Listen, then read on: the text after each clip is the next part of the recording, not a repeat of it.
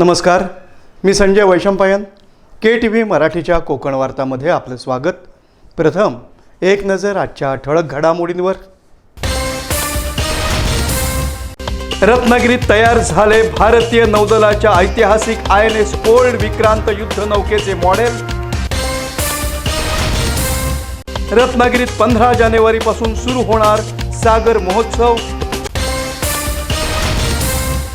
गेले काही दिवस पडणाऱ्या थंडीमुळे कोकणातील आंबा पीक मोहरलं. शेतकऱ्यांमध्ये समाधानाचं वातावरण.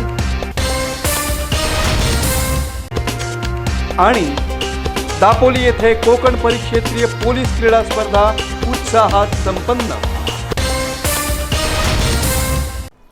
यानंतरच्या बातम्या अल्पशा विश्रांतीनंतर.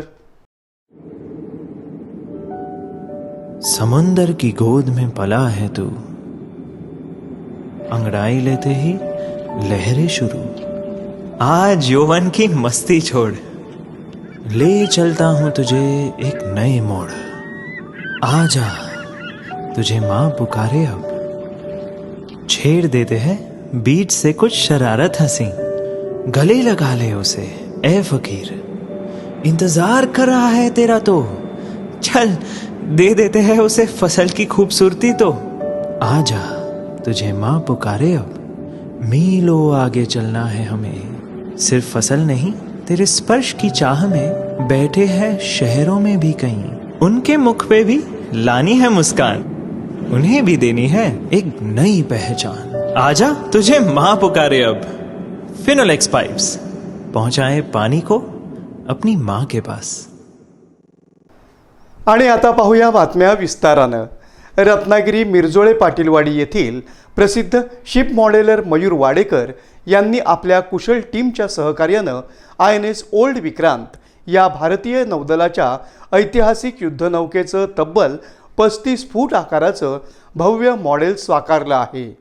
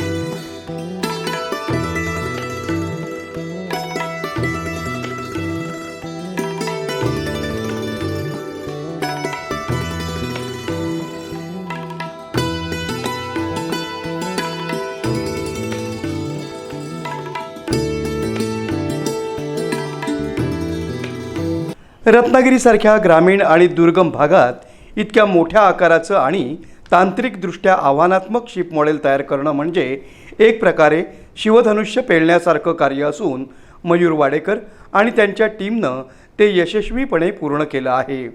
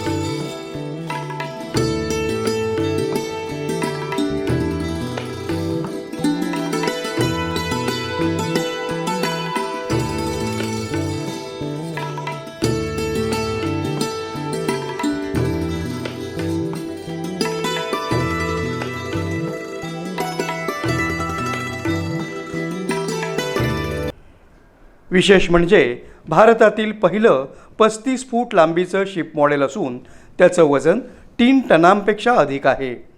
हे भव्य मॉडेल लवकरच कलकत्ता इथं पाठवण्यात येणार असल्याची माहिती मयूर वाडेकर यांनी दिली. नमस्कार, मी naval ship modeller Mayur Wadekar. जसं की आता तुम्ही बघतायच की आय एन एस विक्रांत जो ओल्ड वॉरशिप आहे एअरक्राफ्ट कॅरियर कॅटोबार याच्यामध्ये येतो, ते आपल्या रत्नागिरीमध्ये बनलेलं आहे 35 फुटाचं.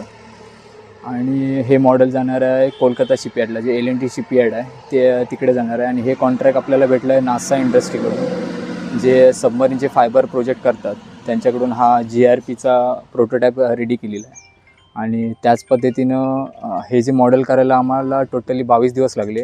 त्याच्यामध्ये 4 कार्पेंटर आणि आपल्या 2 महाराष्ट्र नेव्हल युनिटचे जे कॅडेट आहेत, जसे की शिप मॉल्डर्स आहेत, त्यांचा पण आम्हाला म्हणजे सपोर्ट भेटला आहे.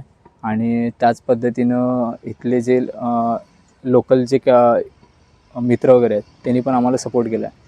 आणि त्याचप्रकारे ही जी शिप आहे म्हणजे शिपचं मॉडेल आहे हे आपला इंडोपाक वॉरमध्ये 1971ला वापरली होती INS विक्रांत.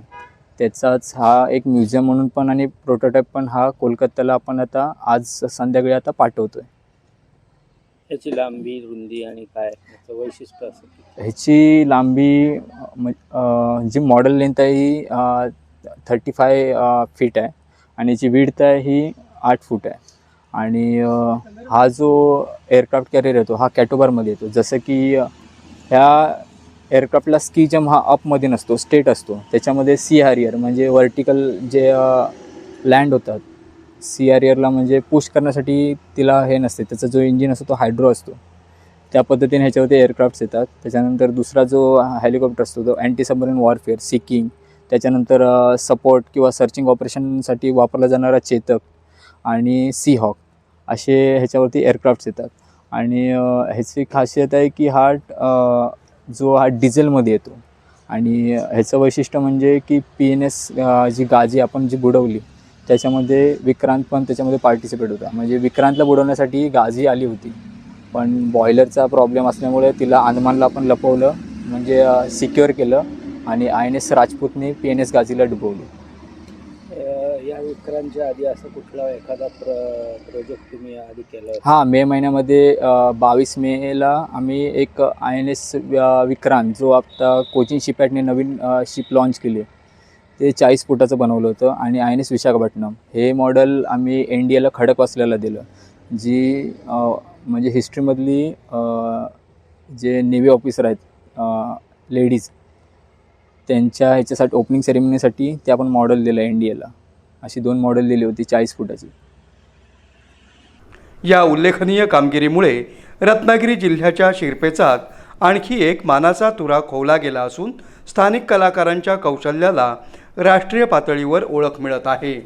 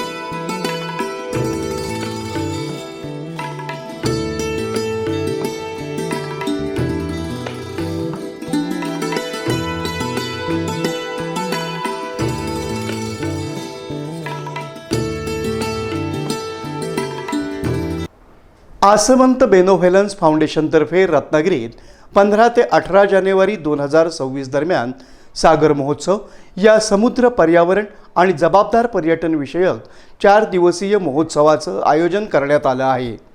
सागरी जैवविविधतेचा अभ्यास, तज्ज्ञांची व्याख्यानं, निसर्ग भ्रमंती आणि सांस्कृतिक कार्यक्रमांच्या माध्यमातून समुद्राबद्दल जागरूकता आणि सहभाग वाढवणं हा या महोत्सवाचा मुख्य हेतू आहे, अशी माहिती आसमंत फाउंडेशनचे संस्थापक नंदकुमार पटवर्धन आणि संचालक जगदीश खेर यांनी दिली आहे. 2026चा चौथा सागर महोत्सव जानेवारी 15 ते जानेवारी 18 या दरम्यान रत्नागिरीमध्ये होणार आहे. 15 तारखेला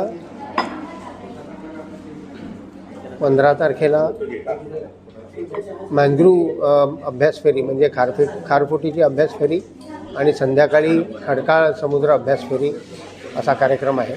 आणि 16 तारखेला या महोत्सवाचं उद्घाटन आहे. या उद्घाटनाला आपल्याकडे डॉक्टर शैलेश नायक जे सेक्रेटरी होते अर्थ सायन्सेसचे आणि 1-2 वर्षापूर्वी त्यांना पद्मश्री पण मिळाली आणि आत्ता सध्या डायरेक्टर ॲडव्हान्स स्टडीज बँगलोर असे ते कार्यरत आहेत. असे डॉक्टर शैलेश नायक आपल्याकडे प्रमुख पाहुणे आणि त्यांचाच कीनोट ॲड्रेस असणार आहे.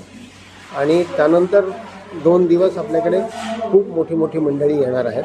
डॉक्टर दीपक आपटे आहेत, त्यानंतर सागर संस्थेचे म्हणजे राष्ट्रीय सागर संस्थेचे डॉक्टर डांबरे, डॉक्टर ठाकूर आणि डॉक्टर इंगोले असे तिघांची वेगवेगळ्या विषयांवरती लेक्चर्स आहेत.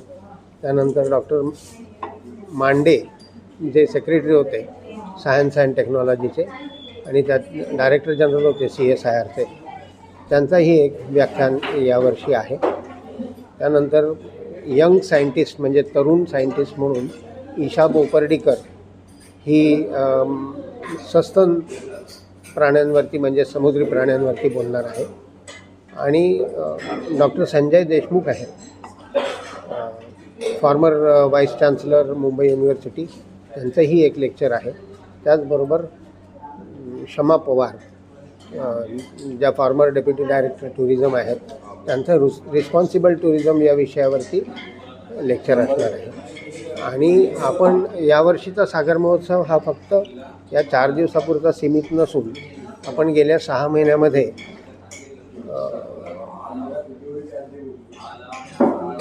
जंजिऱ्यापासून पुढे आपल्या पालघरपर्यंतचे जे सगळे 6 किल्ले आहेत त्या किल्ल्यांचा 2 सीझन्सचा म्हणजे पावसाळ्यात आणि हिवाळ्यात असा फ्लोरा फौनाचा अभ्यास केलेला आहे. तर त्याचा एक कन्सॉलिडेटेड रिपोर्ट आपण या सागर महोत्सवामध्ये देणार आहोत.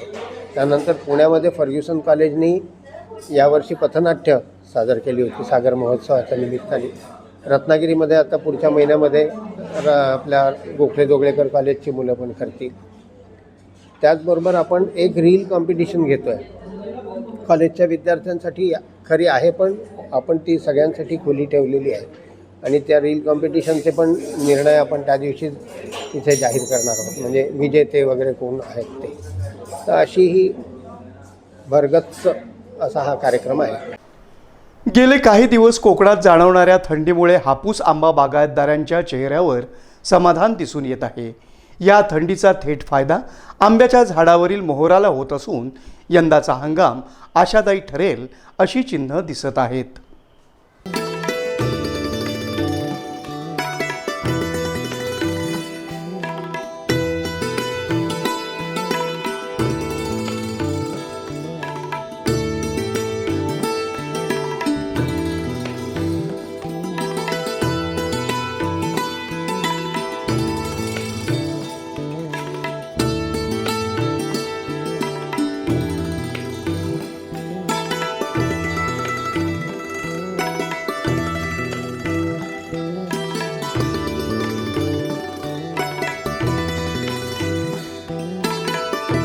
कोकणात सुरू असलेल्या थंडीमुळे आंब्यांच्या झाडांना चांगल्या प्रकारे मोहोर फुटू लागला आहे. आंबा बागायतदारांनी पहिली फवारणी पूर्ण केली असून त्यामुळे पालवी आणि मोहोर दोन्हीही जोमात दिसत आहेत. अनेक बागांमध्ये झाडं मोहोरांनी बहरलेली पाहायला मिळत आहेत.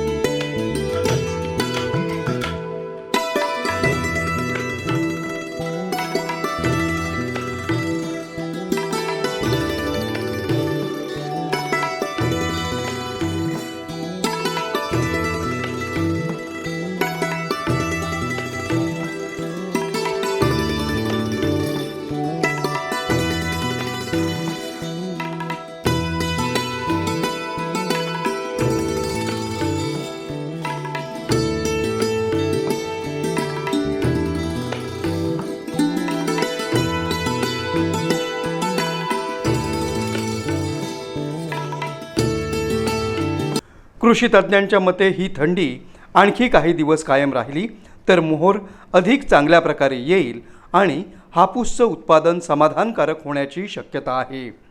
योग्य काळजी घेतली गेल्यास यंदाचा हंगाम बागायतदारांसाठी लाभदायक ठरू शकतो. मात्र आंबा बागायतदार, कृषी तज्ज्ञ आणि प्रशासन यांच्यात योग्य समन्वय वाढवण्याची गरज निर्माण होत आहे. बागायतदारांना वेळेवर आणि योग्य मार्गदर्शन मिळाल्यास हा मोहोर टिकून राहून हापूसचा हंगाम अधिक यशस्वी होऊ शकतो असं मत तज्ज्ञांनी व्यक्त केलं आहे. थंडीचा हा सकारात्मक परिणाम कायम राहतो का याकडे आता कोकणातील बागायतदारांचं लक्ष लागलं आहे. कोकण परिक्षेत्रीय पोलीस क्रीडा स्पर्धा दापोली पोलीस ठाणं हद्दीतील डॉक्टर बाळासाहेब सावंत कोकण कृषी विद्यापीठाच्या क्रीडांगणावर पार पडल्या.